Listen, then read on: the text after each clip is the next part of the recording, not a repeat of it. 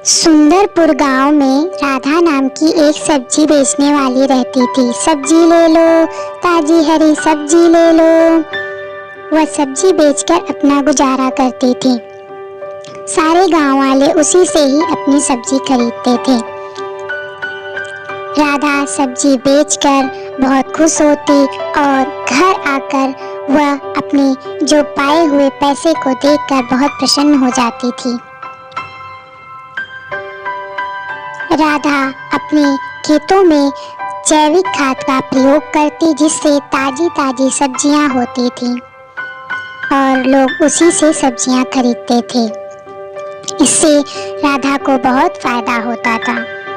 एक दिन जब राधा अपने सब्जी बेचकर घर जा रही थी, तभी एक आदमी आया। बोला, बहन, क्या तुम्हारी सारी सब्जियां खत्म हो गई? राधा ने कहा, हाँ।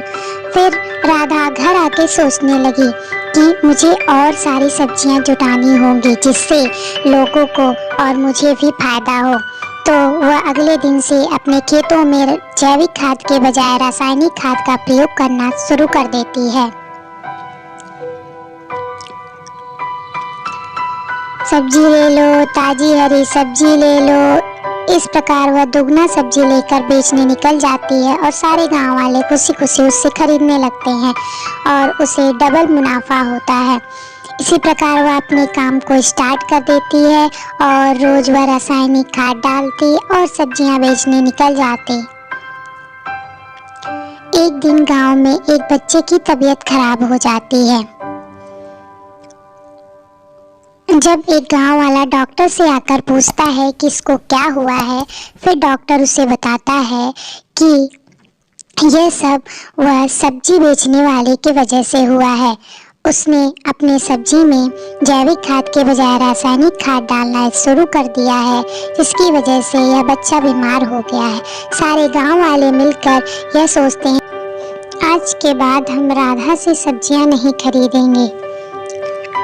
अगले दिन राधा फिर सब्जियां ले लो बेचते हुए आई और उससे किसी गांव वालों ने सब्जियां नहीं खरीदी।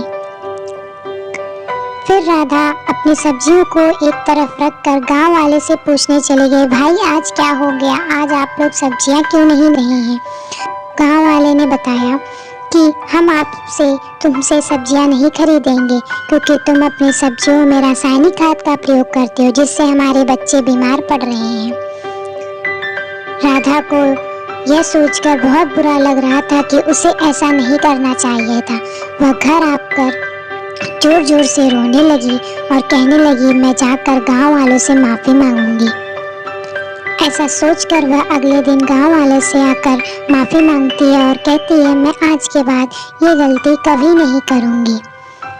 और इस प्रकार गांव वाले उसे माफ कर देते हैं। और भी बच्चों, कहा जाता है कि लालच करना बुरी बला है।